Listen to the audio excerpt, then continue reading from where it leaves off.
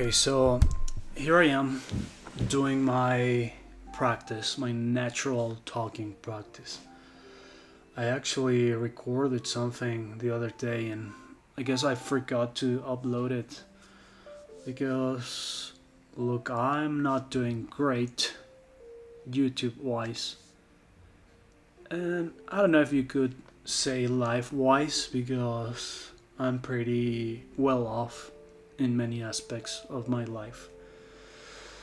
But not where I think I am where I like to be, except on YouTube, which is something that I would like to do more in a way of purpose, not on making money, because that would be nice, but I don't really need it right now. But yeah, I saw a video of how to become better, and one of the things you gotta do is get rid of the screen so you're not looking at it to check. And I think that's been a really useful tip. You just gotta look at yourself once, like when you're going out of your house, you check the mirror and then you leave. I'm just seeing that there's somebody playing Stardew Valley live right now. Competition! I actually have a video game channel. But anyway, that's been useful. You just check once and leave and forget about it. Whenever you're talking to someone, you're not looking at yourself. You're looking at the other person. And it also made me conscious of the way I want to speak. And I want to speak more like this, more deliberate. Because I've noticed that I start to speak in a really high tone, like in a hurry. And you gotta walk before you run. So I'm gonna do this. I'm reading this book. This is probably my favorite book on Stoicism. I think I talked about it once, and I finally got it physical because I read it the first time digital. So let's just read something that I highlight, just like a practice. The wise man loves life and is grateful for the opportunities it gives him, but he accepts that everything changes and nothing lasts forever. That is really wise if you think about it, because we tend to think that if we hold on to something, it's gonna last longer. We are wired that way, I guess.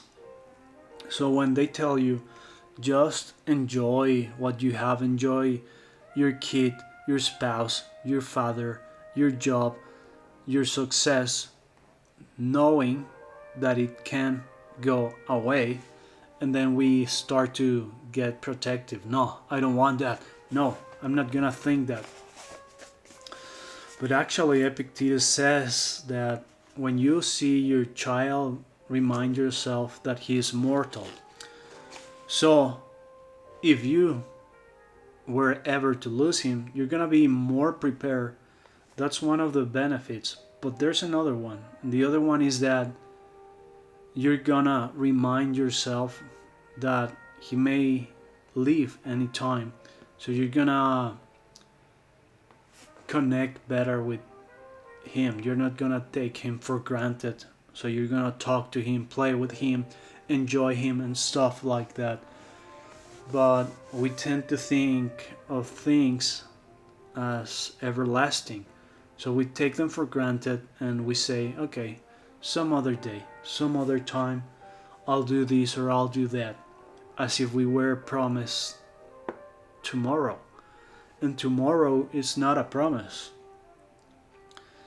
We only have this moment to do something. So that's gonna be my practice. If you watch this, I recommend reading Stoicism. If you're going through a phase in your life when you're not sure where to go, it's really useful. I'm actually a therapist, act based. And I've been thinking for a while to creating my own book or manual.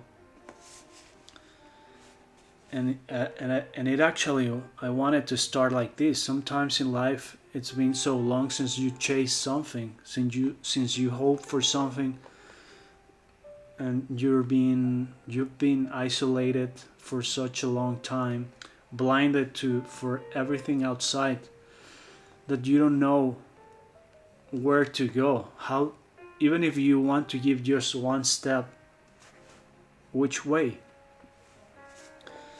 So stoicism and act, I think they fuse really well together.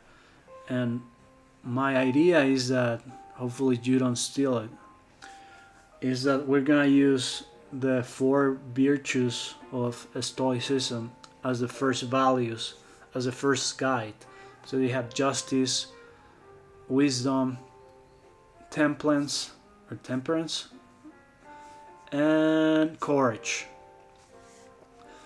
So you gotta take those four, and then you're gonna take them as your own for now. And of course I'm gonna explain them, and then you're gonna specify what actions could you do that will bring you closer to those values, to those virtues, so you can start to get out of the swamp and start walking towards the life you want. So yeah, that's it.